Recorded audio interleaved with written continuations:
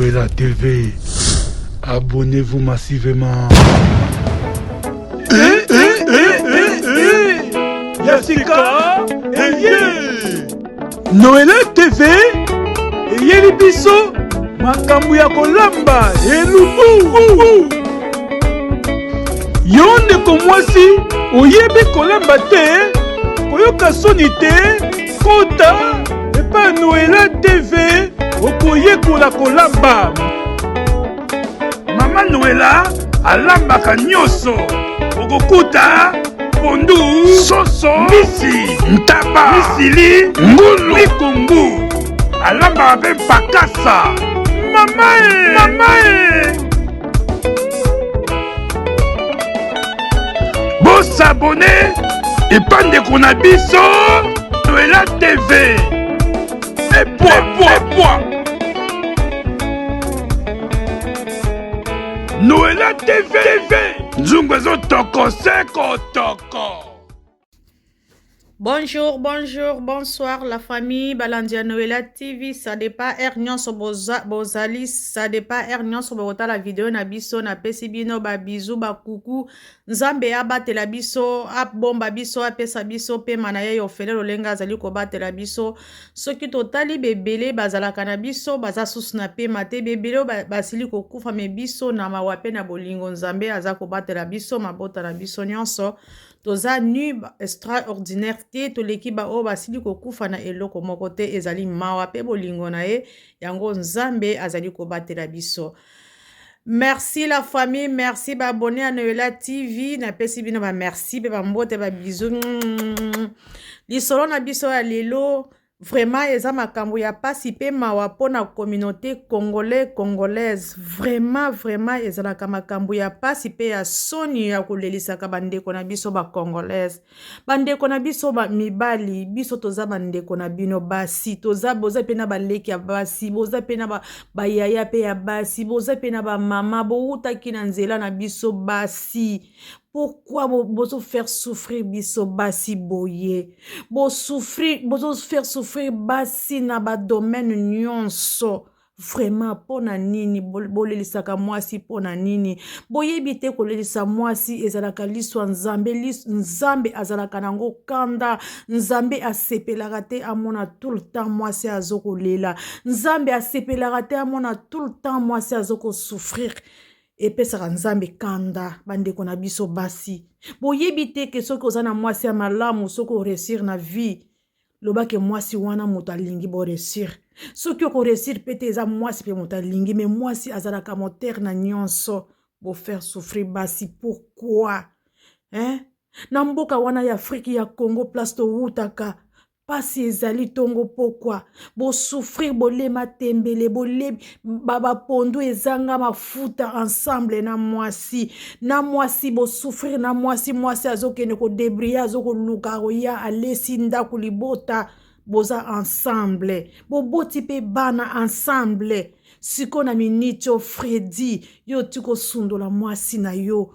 Oye poto oye kozwa mwasi mususu vraiment. Est-ce que okanisi erio zanga kila gomme? Est-ce que okanisi erio bando lia pondu ezanga mafuta pondu ya pembe? Est-ce que okanisi yango?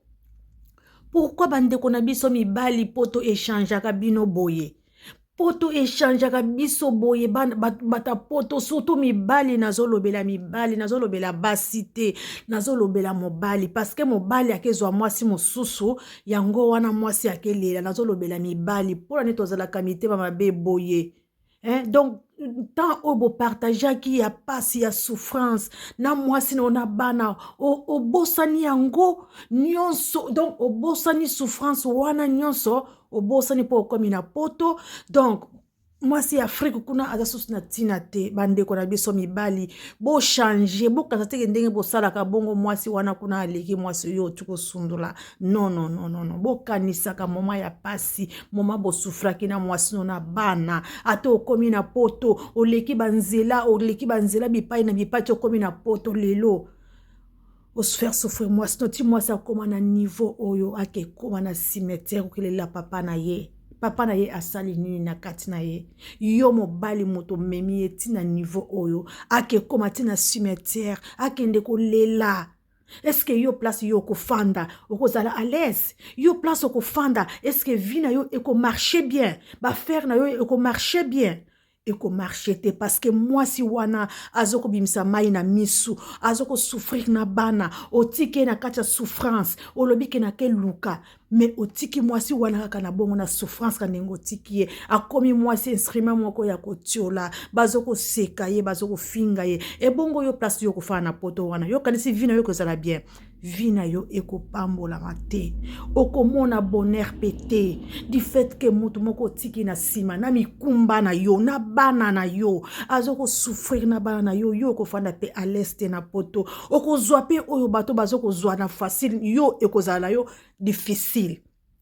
Et d'abord mona yo moko ngundo okebwaka ngunda mutaliboma ya solo mutaliboma est-ce akoyoko sala akoyoko sala te yo moko moni ba poseli obapeso mukanda kaka pona inane okesala musala babotoli yo mukanda wana balobi mutaliboma akoyoko sala te tala vie na yo siko komi sans mukanda ozoyeba te pourquoi na komi na position oyo nasalaki mwana mwasi moko na sima na ngai na Afrique na bana nasalaki mabe okomi na poto vraiment okokanisa mwasi na yo te na sima ndenge bo souffraki ensemble na bana boboti soki pe azalaki ye moko ça va mais otiki na bana na yo bana wana baza makila na yo yo moko moto boti bana wana mais otiko sundola bana bandeko na biso mibali Freddy bisika ozali mwasi oyo azoko lela nzambe azomona bata mokili bazoko mona bawei bazoko mona ake na cimetière na papa na ye akelela papa na ye ya solo est-ce que bisika ozali okozala l'aise okozala bien bandeko na ngai bozela natela bino maloba ndenge mwana mwasi oyo azoko lela mwasi na kombo ya Monique azoko lela akanisi pasi o basalaki nango la famille bozela pardon bozela la famille s'il vous plaît bozela non s'il vous plaît la famille bozela non 90 000 euros de revenus par an, ça représente à peu près 5 à 8 000 euros de revenus. La famille s'il vous plaît bolimbisala ba publicité bolimbisa la famille bon bozela lelo papa mokile choli la famille s'il vous plaît bozela na s'il vous plaît na luka kobongisa na bongisa ngo papa okufaka na pasi na motema pona ngai papa yo lateli nga te obanda koloba kaka ke moniki na ngai nazokufa kaka boye alateli yo te le même maloba wana mama pe alobaki yango soki moto aboti mwana na ye ifo alatela ye papa na ngai bokenda na mama botika ngai bolatela ngai te lelo papa mokili echoli osundolinga fodati kana kinga mwana liboso azaki na 9 ans ya mibale azaki na 7 ans ya misatu azalaki na 3 ans et demi papa nanga banda freda kendaki amana kotinda mbongo te ya klase ya bana papa nateka biteka mpona natangisa bana ya ngai papa nateka biteka mpona natangisa bana ya ngai lelo lebelefisi ata na eloko te lelo bakomi kofinga ngai lelo balekisha ngai lelo baimilia ngai papa nayebi koza mosala nzambe papa naye kotikela fleur oyo bisikata ya chemise papa tabisi et c'est triste hein c'est triste bandeko na biso ya mibali bandeko na biso ya mibali bo changer mawa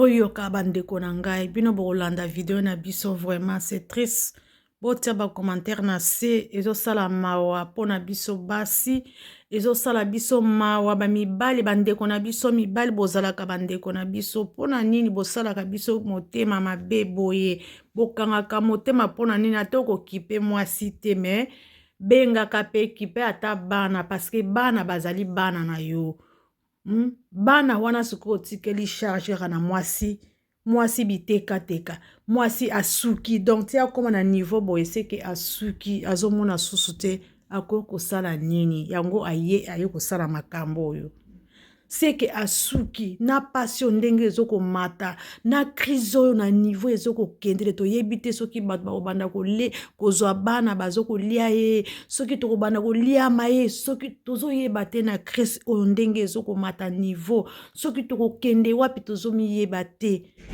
surtout na kisasa wana ndenge pasi ndenge ezokomata ndenge vraiment eza mawa vraiment eza mawa bon tolanda kaka bandeko na biso tolanda boyoka ndenge ndeko na biso mwasi Monique ndenge azokende kolela wana azolela aza na cimetière ake na cimetière kokende kolela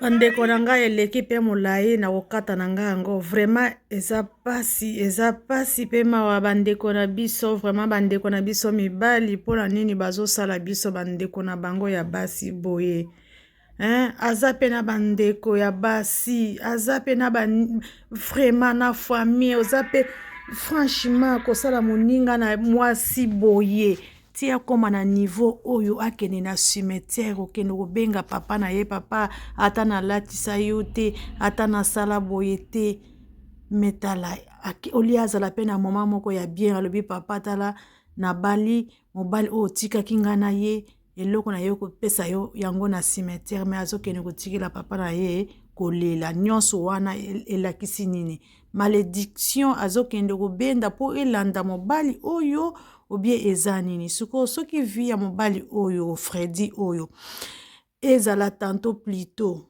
bato bakoloba nini mokili akoloba nini ke ezali a cause ya mwasi oyo du fait ke akendaki na cimetière kokende kolela pona mobali na ye yango ezokolanda Freddy oyo donc c'est que mwasi oyo Monique akozwa problème wana bokopesa siko Monique faute mais bokobosana nyonso ke faute oyo euti na Freddy moto asali ke Monique oyo agia kosala boye na cimetière vraiment c'est triste eza pasi pe mawa toyebi ke eza sini moko ya bien te kokende kolelela moninga na cimetière eza bien te mais il fallait afunda ye kaka na nzambe, nzambe ye moko azwa justice na ye, nzambe ye moko aluka ko juger Freddy oyo, fallait pas akende na cimetière. Mais ndenge akende na cimetière, toyebi te pourquoi akoma ti na niveau oyo akende na cimetière, c'est que akomi na suka azokomona te akobandela wapi akosukela wapi na bana misato na niveau ya Afrique. Eza facile te na yebisi bino la famille bandeko. Eza pasi peut-être ndako akofutela place akofandela eza te, peut-être babimisi ye na ndako kotangisa bana pe epai azokomona na kosukela wapi, peut-être yango akendeli wana aketi na cimetière. Mais cimetière pe ndeko na ngai ya mwasi Monique eza nango solution te. Il fallait kaka okende kaka na église, okende kaka na prière, ozobondela kaka nzambe, olela kaka na nzambe, peut-être nzambe pe akokosunga makanisi ya Freddy ekoko changer, okomona pe un jour téléphone eleli abengi yo. Mais Freddy a joué ba jeu moko yebele akosi ayebisi ekene kosala nani attestation ya mariage ke mbongo atindaki na maboko kaka $300. Donc $300 wana rapport akene kosasa papier ya mariage. Akesali sango pe basenge na DHL $100 pour azong sango na poto. $100 pe muta pesa ki yango eza ndeko ya Monique par alliance a pesi ye $100 pour aya kotiela ye papier wana na DHL pour eya poto. Vraiment. Et c'est là qui soki $99. Donc cela veut dire atikala ki soki na $1 donc centime. Franchement, bando ya poto. Okomona vina ona poto ezo simba te. Okomona vina ona poto ezo marché te. Oyebite pourquoi vina ozo marché te. Parce que ozana batu mususu na sima na bazo lela. Batu mususu na sima na yo bazo fanda calme te balela ka chaque jour à cause na bino bana mibali. Pourquoi bino ba garçon bana mibali bozwa kama yele te? Pona nini bozwa kama yele te? Atoko bala basi na yo, me kipe na bana na yo, kipe mwasi oyo tika ki obo sufra ki na ye nzela moko, atoko bengisa ye teme ya kolia tindela ka ye, kipaka ye, atoko bala mwaso na poto, bino boya kaka bongo na poto bozwa ka basi mususu ya poto, to boyi te poto eza facile te eza pasi. Poto eza facile te eza pasi siko tala ba yoko lela na cimetière. Boye nzambe akopambola na nini? Boye nzambe akopambola yo na nini? Nyonso kosala jamais eko marché te. Eko marché te.